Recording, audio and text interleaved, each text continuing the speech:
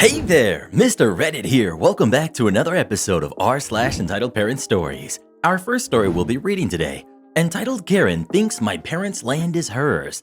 After that, Getting Revenge by Pouring a Pint of Coke on a Customer. And after that, entitled Parent Left Their Kid at the Airport. Now for every thumbs up this video gets, one Karen gets a pint of Coke poured on her. I'd prefer Pepsi to be honest. So please smash that like button. And if you're new, subscribe and turn on notifications for new stories from Reddit every single day. Entitled Karen Thinks My Parents' Land is Hers. So a little backstory, as it'll be much needed in this story. My parents live in a gated community and got their house custom built. They purchased the land separately, as originally they were selling it all together, and all they needed was 3 acres, not 5, for the house. So they purchased one plot for the house and the other plot next to it and left it empty for privacy, since if they bought it all together, they would have had to pay double the property tax. Now onto the story. It was about 7 p.m. and 25 minutes until sundown, so I was in my room texting when I saw flashlights on the land we have next to the house. So I told my dad and we both went out there, thinking it was the HOA, as they usually check to see if the trees aren't overgrown. So we went out there and see what we'll know as Karen in this story.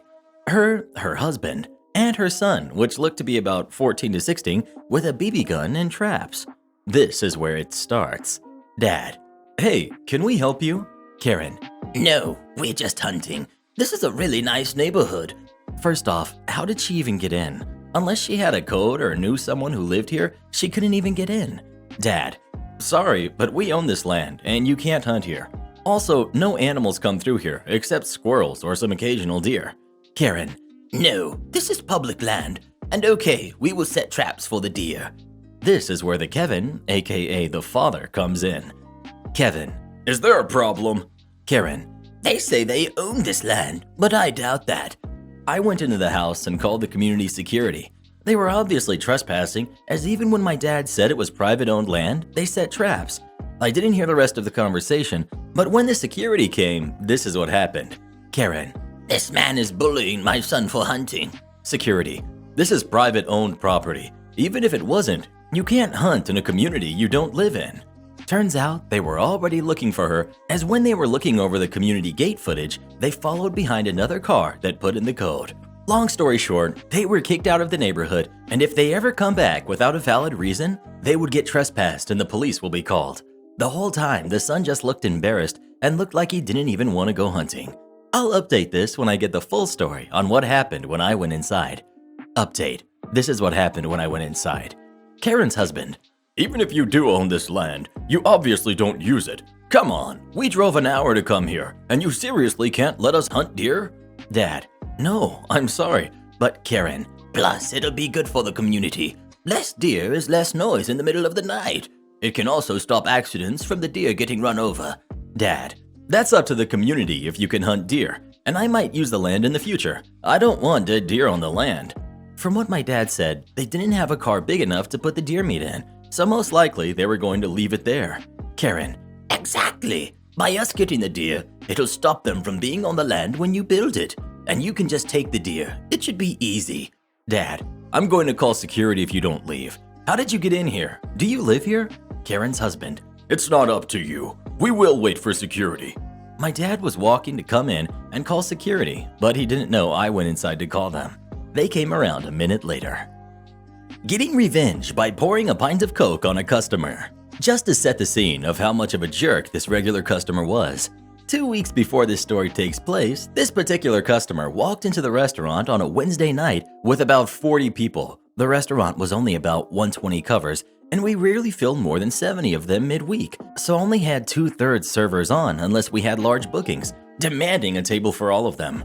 Being a regular, the host already knew he was a piece of work, but the horror on her face when he revealed that he didn't have a booking still haunts me to this day. The host calls the general manager over, who's delighted at the opportunity to up our sales for the night, and sits them in an area of the restaurant that's kept closed unless we're particularly busy. Unfortunately, I was the server with the most experience that night, so I ended up serving them along with a few other tables, while the other servers picked up the empty tables in my area. Long story short, they were all generally jerks all night. Got far too drunk, made far too much noise, Mistreated the runners because they couldn't carry out 40 plates of food in one go, etc.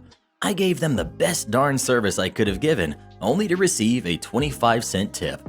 And when the general manager questioned him, he responded, "I'm a regular here, and I never tip because I don't believe in it. So count yourself lucky that you're getting anything."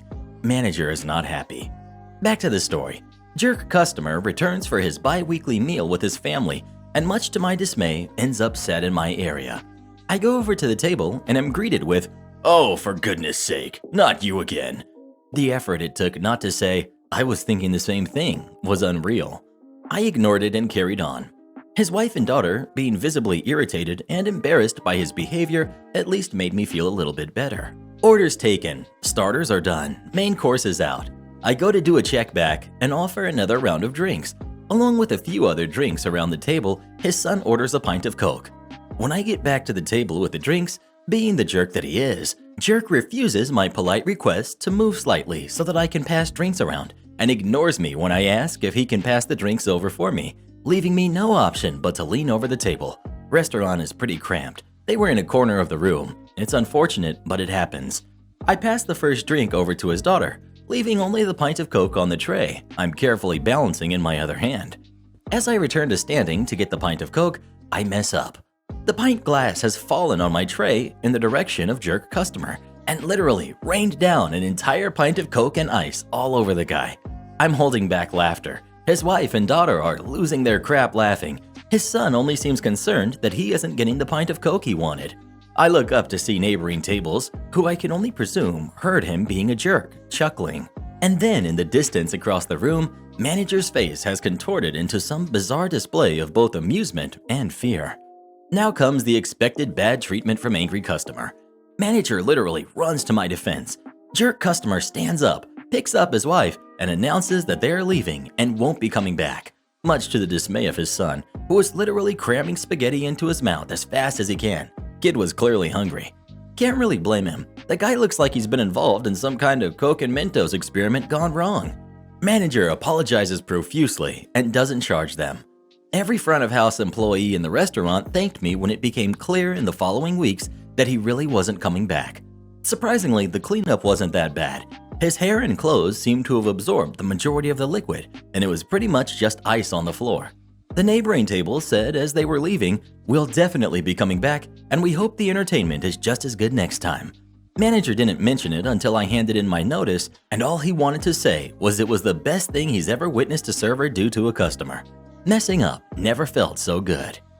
Speaking of soda, what's better, Coke or Pepsi? Please let us know. Definitely not RC, I can't stand that stuff. Entitled parent left their kid at the airport. Back when I used to work at an airport, I often dealt with kids traveling without parents. This was a paid service called unaccompanied minors, available to everyone under 18, but mandatory to kids under the age of 12 who traveled alone. The rule is that the parent or guardian, or whoever escorts them, for the sake of clarity, I'll just refer to them all as parents from this point, has to stay at the airport until the plane is in the air. This was in case the flight was canceled, because the paid service did not cover anyone staying with the kid until the next flight. The most extreme case would obviously be that there'd be no flight available that day anymore, in which case the kid would have to go home and come back the next day. Obviously, most parents were fine with going to the gate with their kids and staying until the very last minute. In all my years, I only had trouble with one entitled dad. He came to the business counter with his kid, which was already a big no-no, as checking in unsupervised kids takes longer than average, and the business counter was, well, supposed to be a fast lane for business class and high-tier passengers. The dad chose his own gold card, so I bit back my annoyance and asked the person next to me to check in my queue until I was done. I gave the dad all the forms he had to fill, which already annoyed him. The kid was obviously under 10 and seemed very sweet. She looked relaxed, and I guessed she had done this plenty of times. Over the years, you learn to spot the ones who are not accustomed to traveling alone. The dad gave me back the forms and asked, "So, where do I leave her?" I got a bit confused, but told him, like always, that he had to stay at the airport until the plane was in the air. Entitled dad, "What? No, I paid for her to be accompanied." Me, "Well, yeah, from the gate to the plane and from the plane to arrivals." Entitled dad, "I have a meeting in a town 3 hours away. I can't stay with her." Me, "Sir, what if the flight is canceled? We'd have to call you back." "She'd stay here with you, wouldn't she?" Me. That's not a possibility. Sir, you agree to the terms when you pay. I didn't pay for this. Her mother did, and she told me I could just leave the kid with you. At this point, the kid started crying. Daddy, please, come with me. Don't start. You like flying, don't you? Kid, Mom always comes with me. I don't care. I don't have the time. I want to speak to your manager. While we waited for my supervisor, we heard an announcement through the loudspeakers about a car in the no parking zone. The entitled dad went, "Crap!" and ran away, leaving his daughter at my counter. She started crying in earnest, and I panicked that the dad was taking this opportunity to bail. My supervisor came. We closed my counter completely. The queue was almost empty at this point, and took the kid aside to talk over our options, hoping that the dad would come back. After 5 minutes and no dad later, we tried to call him. His number was on the papers he had signed. No answer. Then we tried the mom, whose contact info was also on the papers. She said she'd call the dad and asked if there was any way we could take the kid to the gate if he didn't appear, if she promised she'd be there in about 30 minutes. We told her that there was still plenty of time before the flight left and that they could skip the security queue so we could make a little exception and wait for her at the check-in with the kid, but that we wouldn't let the kid go to the gate without the parent. The mother was understanding and told us that either she or the dad would be there soon. A few minutes later, the dad did come back, arguing over the phone with who we assumed was the mom. He yanked the daughter away and took her through security. We felt bad, but thought that was that. Nope. I went back to my counter to finish the check-in and then got a call from the gate telling me that the dad had left the kid with them. Obviously, there's a lot to do before a flight leaves, so they couldn't really look after her, and they asked if I could try to see him and tell him to come back. I didn't manage to spot him, and my supervisor told me to go sit with the kid while she, again, called the mom. My shift was about to end, so I didn't have to hurry anywhere except home, and I agreed to work a little overtime. The kid was in tears, and my shift manager had to get involved. While my supervisor called the mom, the shift manager called the airline asking if we can allow the kid on the flight if there's no parent present when the flight leaves. We were a ground handling company and did not directly work for any airline. They told us straight up that no. Fortunately, I then got a call from my supervisor telling me the mom had arrived. To make things easier at the security, me and the kid went back to check-in. The mom signed new forms and escorted the kid through security again. The kid made the flight fine and it left on time. The mom was so embarrassed about the whole incident, but didn't really stay to explain the dad's behavior, and well, it wasn't really our business anymore. She did say this was the first and last time the dad would ever escort the kid and thanked us for doing all we could. She was obviously upset and overwhelmed, but we're not a country where we share more than we have to, so it was not surprising that she just left after the thank you. I had to stay a while longer to write an incident report and got home absolutely exhausted. My appointment was canceled for being 5 minutes late? I guess I have to reschedule. This happened about 4 years ago when I got a summer job at my university. The job was working for professors that I had worked with before, so they asked me last minute to teach a summer workshop to 9th and 10th graders. So, with less than 2 weeks before the camp starts, I have a bunch of paperwork to do first, including clearances that say I can work with kids. One of these is an official FBI check for which they need fingerprints. Well, I needed to do the physical fingerprinting right away in order to get the results in time. Luckily, I was able to book a fingerprinting appointment for that Friday, booked 24 hours in advance as required, which would be just barely enough time to get the result. That Friday, I catch the subway to campus, and it's atrociously slow. I'll admit, I should have planned for this. The subway here is always behind. Anyway, I end up slightly late getting to campus, so I literally run to the police station and enter the front room at exactly 5 minutes after my appointment time. I know this because as I stepped through the door, I felt my phone buzz with what turned out to be a "Your appointment has been canceled" email. I speak to the security/cop behind bulletproof glass inside, and I learned the appointment was canceled after he checks my confirmation number. Apparently, they're automatically canceled if you're not checked in within 5 minutes. Obviously, this is outrageous, but I'm usually a patient guy. I ask if I can book a new appointment. That's no good since it would have to be Monday or later. So I grab a coffee from across the street and return to sit inside the police station to try and solve this with some Googling while I slip into a more and more frantic state of frustration. I can't find anywhere in the city that can fingerprint me before Monday. But here's what really pushed me over the edge. While I'm sitting there, at this point 30 minutes past my appointment time, someone else comes in for fingerprints. She shows up 5 minutes early. They take her in immediately, and she's out before her appointment was even scheduled to begin. The entire thing took her about 2 minutes. I point out to the cop behind the glass, as politely as I can, that clearly someone could see me right now because her appointment is already over. Why can't I have the current slot? But the cop insists that my appointment was canceled. My registration info was no longer in the system and I can't be seen today. That's when the idea comes to me, and I confirm with him that showing up early is not a problem because they would have my appointment and registration info in the system. You see where I'm going with this? So I quietly sit back down and take out my phone. About 10 minutes later, I calmly approach him again and say, "Hello, I have a new appointment to be fingerprinted. I'm about 72 hours early." I have never seen such an exasperated sigh in my life, but he checked my new confirmation number and everything was in order. Within 10 minutes, I was walking back out after getting fingerprinted. Overtime is no longer allowed? Okay. The players, fake names. We've got the owner, Jack, direct supervisor, Will, colleague, Paula, and myself. Backstory. I began working payroll at 16 years old. I'm incredibly good with numbers as well as dealing with clients. Suffice it to say, I am wonderful at what I do. Many years ago, I began working with a very small payroll company with only 4 workers. I really liked the owner, Jack, and honestly still do. He is a decent dude. I also really liked the work and the clients. However, I was not fond of Paula or Will.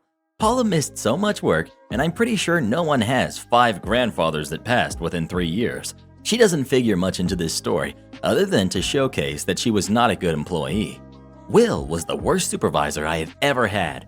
He took smoke breaks every 30 minutes. He always thought he was right. He was very hateful, and boy, he loved to talk. There were times where he was monologuing to a client who had hung up 30 minutes prior. No, I'm not exaggerating.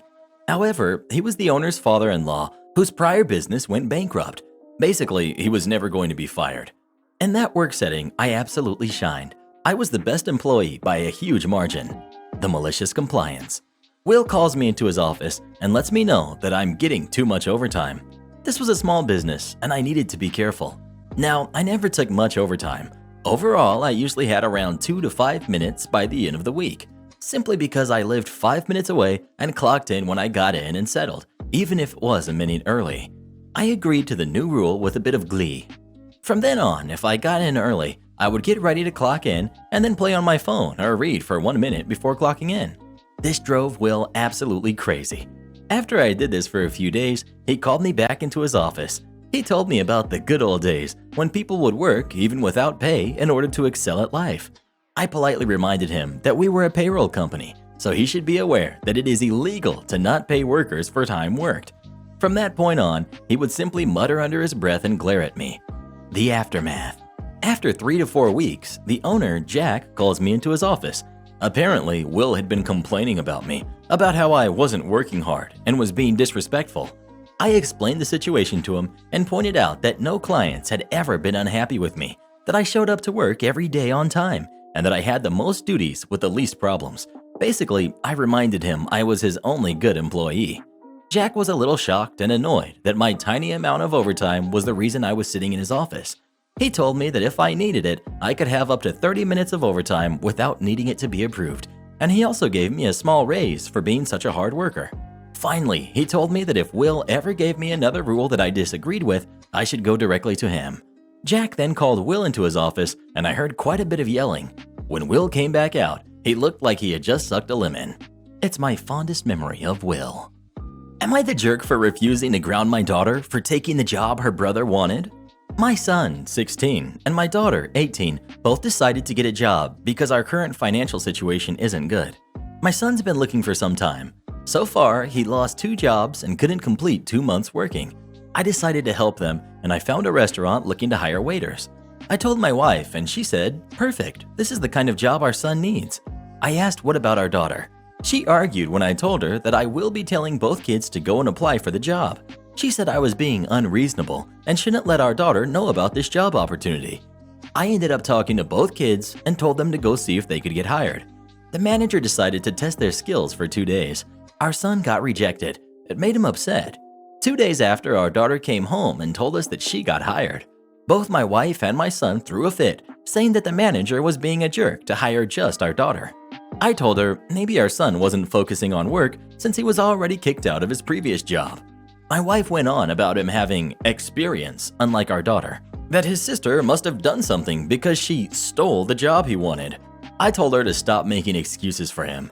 She said our daughter should quit right away because whether she meant it or not, she took his job and he feels awful about it.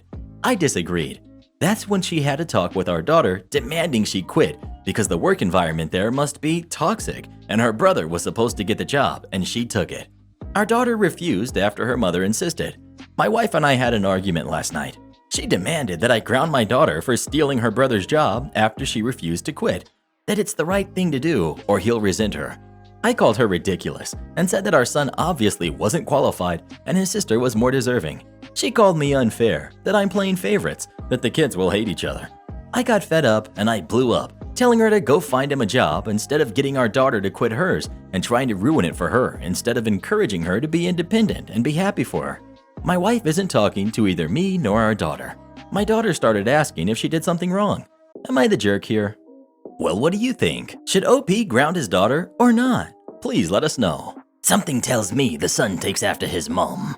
She doesn't work there anymore, lady. We've got me and we've got HR, my wife's replacement. My wife used to be a corporate travel agent. She handled large companies like Microsoft, the software company, and Boeing, the airplane company. She had done this for over a decade and was really good at this. One day out of the blue, she's let go. Apparently, she was talking to someone on the phone and let out a sigh. The bigwig on the other end took this as a slight and asked that she be fired. My wife was the only person who handled these accounts for years, so there were no notes or guides on how to handle these clients. I noticed that day after day, she would get a call and be instructing the person on the other end of the call on how to do her job. I asked her what was up, and she said they keep asking for help because they don't know what to do. At the end of the week, I guess she put in at least 20 hours talking to her replacement, trying to help them out. Following week, Monday rolls around, and she gets another call. My wife was away from the phone, and I pick up. As I suspected, it was her old employer. I can be a nice guy, but this had been upsetting me. When they asked for my wife, and I confirmed that it was her old employer, the conversation pretty much went like this. Me, she doesn't work there anymore. HR, I just needed to ask her a few questions. Me, your company fired her for sighing. HR, I'm sorry about that, but we have a few questions. Me, she spent over half her week last week talking to you. She doesn't work there anymore. If you want her to train your staff, you will need to bring her in as a consultant. HR, silence. Me, the hourly fee for her consulting will cost you $45 an hour. I'll be sending your company an invoice for the 20 hours she's already spent with you. After receipt of the $900 from your company, we can talk about further training. Any further communication will also be billed at $45 an hour. HR, okay, thank you. Hangs up. I could have been nicer, but having worked many contract jobs in my past, I found that if you keep helping them after you're let go out of a sense of loyalty, they will keep using you at no cost. The best thing is that my wife wound up getting a job at that software company testing a travel agency app they were designing. She got a substantial raise as well. Edit.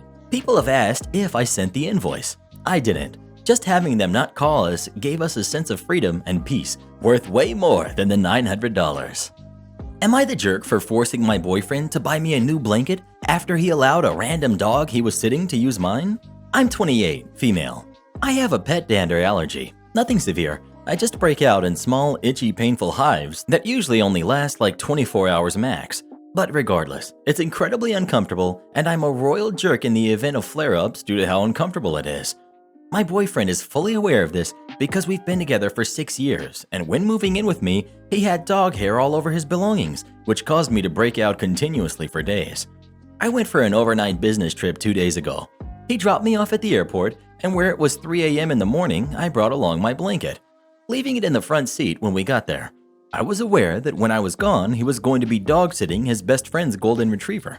I made a point to tell him to bring a change of clothing so he could change prior to coming home because of the dog hair and me not wanting to have an episode.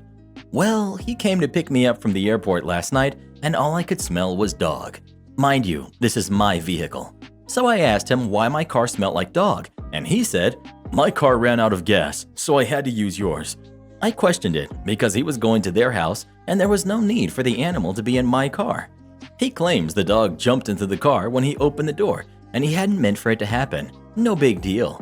But there was an outrageous amount of dog hair all over my blanket. Here's where I may be the jerk. So his buddy came over this morning and said to my boyfriend, "Tucker really needed that car ride yesterday. Thank you for bringing him with you."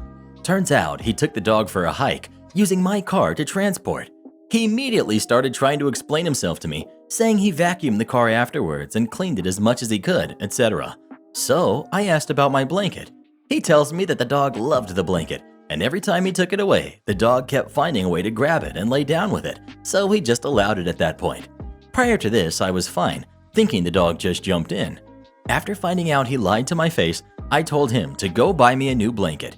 He said that wasn't necessary and that I could use his blanket. I told him that he caused this knowing I would break out, lied to my face, and that since he doesn't care about my allergy, then he can buy me a new one. He says I'm being unfair. Am I the jerk?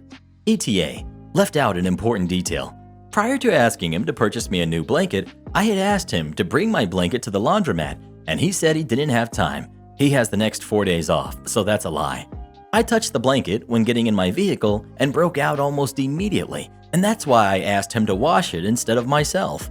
When he said no, this is when I told him he had to buy me a new one, especially considering he washed his clothing after hanging out with the dog, but failed to wash a blanket that I use daily. Well, what do you think? Is OP the jerk or is her boyfriend? Please let us know. We need to find out what he's allergic to so we can get some pro-revenge. We don't need refills, but we're going to complain that we needed them 60 seconds after you asked. This happened almost 4 years ago, and even though I'm not a server anymore, it still annoys me occasionally when I think about it. So this was my first serving job ever. It was with a locally owned chain Mexican restaurant, more Americanized. I had retail experience, so I wasn't new to customer service or dealing with rude customers. This was during lunch hour. It was more of a slower day, so I only had 2 tables at any time, 4 customers total. This couple comes in and it's my turn in rotation, so I go over to greet them, take their drink orders, give them time to look at the menu, the usual. They seem very nice. I eventually bring their food out and then ask if they need any refills. They assure me that no, they're fine. I had just checked on my other table before them, had nothing else on my to-do list at the moment, so I step over by the drink/point of sale station, about 6 feet from the couple's table, important info, and just chill for a minute, all while casually glancing over at my tables to see if they need anything in the meantime. I kid you not, literally 60 seconds later, I see the couple pulling another server over and talking to her, and they all glance over at me. I'm like, oh crap, what did I do? The server comes over to me and says, "Your table over there is complaining that they need drink refills while you're just standing over here doing nothing and completely ignoring them." I was literally in shock. 1, I had just been at their table 2 minutes prior and asked if they needed refills, which they said they didn't. 2, they never even tried to signal me or get my attention that they needed something, which I would have seen because I was 6 feet away and kept visual tabs on them for exactly that reason, even making eye contact and smiling. The other server ended up getting their drinks, and I went over to the table and tried to apologize, even though I knew I didn't do anything wrong, and they were just very short and pulled the, "It's fine," even though it clearly wasn't. They weren't as friendly the rest of their time there, and I was expecting to get stiffed. They actually left an average tip, which left me even more confused in the end. If anything, I thought they would try to create some imaginary problem to get out of leaving a tip, but this wasn't the case. I still don't fully understand what happened that day. You definitely haven't seen this video yet, so please come watch it next and we'll see you when you get there. And huge thank you to Robert Buttery, our newest official channel member. Thank you so much for supporting the channel. Join as a channel member today and we'll give you a special shout out in our next video. And to have us make any kind of video you'd like us to, just come visit us on our Fiverr, link pinned in the comments below.